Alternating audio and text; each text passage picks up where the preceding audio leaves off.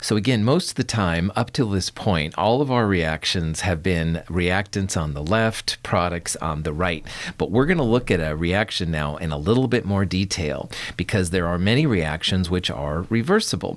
And reversible reactions will go left to right as well as right to left. And eventually, the speed of left going to right equals the speed of the chemicals going right to left. And that's going to get us to equilibrium. So it's pretty cool. And at equilibrium, the relative amount of reactants and products will be approximately the same, all right? There'll be different values, like sometimes you'll have more products, sometimes you'll have more reactants, stuff like that, depending on the nature of the chemical reaction you're looking at. But the overall reactant and product ratio will be about the same. So for chemists to understand this and to talk about it with each other, we use a different kind of arrow. It's called the double-sided arrow. It has different meanings, but as you can see from the examples there, it's like two little arrows. And you can draw two complete arrows or just like half of a left and half of a right, whatever. Sometimes they're called the bidirectional arrow. They're all the same thing. And if you see that, then that means that you have a system at equilibrium. If a solution of lead ions is added to a solution of chloride ions, a precipitate of lead chloride forms. The equation for the reaction looks typical. If the sample is heated, the solid lead chloride goes back into solution. The reverse reaction takes place. This is an example of a reversible reaction. In the equation for such a reversible reaction, we use a bidirectional arrow. Temperature affects equilibrium, as we'll see quite a bit. And in this reaction, they made some lead chloride, just probably at room temperature, and then they heated the solid lead chloride until it dissolved, until it formed the ions again. And temperature will absolutely have a huge effect on equilibrium. So this is just an example of the kind of reactions we'll see, and there's lots and lots of uses for chemists, as we'll see in the next several sections. So in an equilibrium, you have to have an equilibrium system which is dynamic. And what that means is reactants will form products, products will form reactants, and they go back and forth. Like they never really stop. You don't get to the point where you have products staying as products or reactants staying as reactants. They go back and forth and back and forth and back and forth. And because they can go back and forth, they're reversible. So that means you can think about them as reactants on the left, products on the right, or really, if you're clever, you can think about it as reactants on the right and products on the left. So you can approach these reactions from either direction. Now, traditionally, chemists have reactants on the left and products on the right, and honestly, that's what I do most of the time. But if you think about it long enough, you can do it both ways. Here's an example of a reaction with a cobalt-2 complex, and the colors are pretty fascinating. I've always liked colors. This is just another example of it. But anyway, in this example, there's a pink version of the cobalt compound, which has 6 waters and 2 chlorines, and you can see that there on the reactant side. And if you heat the pink compound up, it turns into a blue compound, which you can see in that picture. And what's happening is some of the waters have been replaced by chlorines, and the waters are kicked out. This is a reaction which is very temperature dependent, because if you take the blue compound and you cool it down, then the waters kind of attach themselves again and kick some of the chlorines out. You end up with the pink COH2O6Cl2 compound, as you can see in the picture. So this is an example of a reaction which is very dynamic. It's very temperature dependent, but you can go back and forth.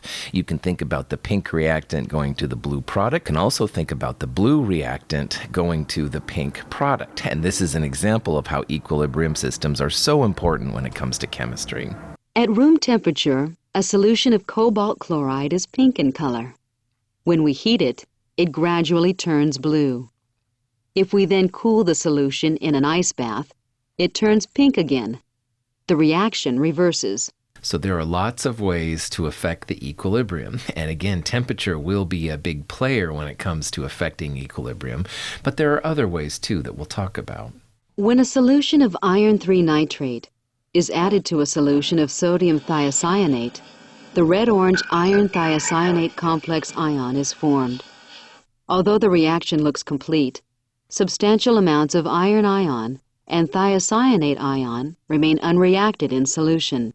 When iron 3 ions contact thiocyanate ions in solution, they can react to form a complex ion, iron thiocyanate. As the reaction proceeds, product molecules can react in the reverse direction to separate and reform the original ions. Eventually, the concentrations of products and reactants become constant.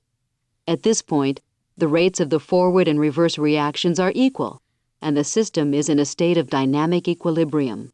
This is a reaction we're going to look at a lot in Chem 223. This is an equilibrium between iron 3 plus and thiocyanide. They call it thiocyanate, but I call it thiocyanide, same thing. Anyway, it makes the FeSCN2 plus complex ion, and this is an equilibrium. Now, the interesting thing about this is that the iron 3 plus as iron 3 nitrate, and the thiocyanide, which is probably potassium thiocyanide, sometimes sodium. Anyway, both of those chemicals in solution are colorless. They look almost clear. The iron might have a little bit of a yellow tinge, but overall they're pretty clear. But when you mix them together to make that FeSCN2 plus complex ion, goodness, you get at least an orange kind of a color there, kind of a burnt orange, I guess. And if you really increase the concentrations, you can make kind of a blood red looking color, which is really cool.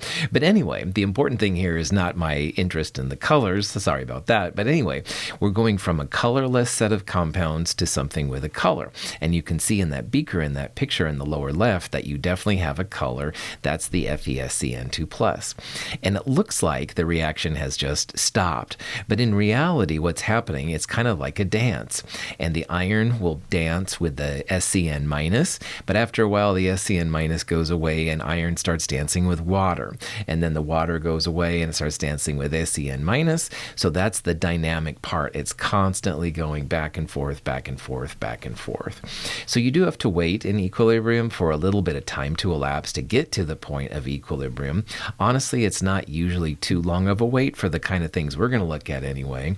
And at that point, the forward and reverse reactions will continue even after the equilibrium is obtained. And we don't see it with our macroscopic eyes, but it is happening. There's lots of examples of these kind of equilibriums, and ice melting to liquid water and liquid water refreezing to ice. That's a great example of one of these equilibriums, and you can see them going back and forth and back and forth. So we're going to talk a lot more about this equilibrium and how we can use it to understand the chemical systems that we observe.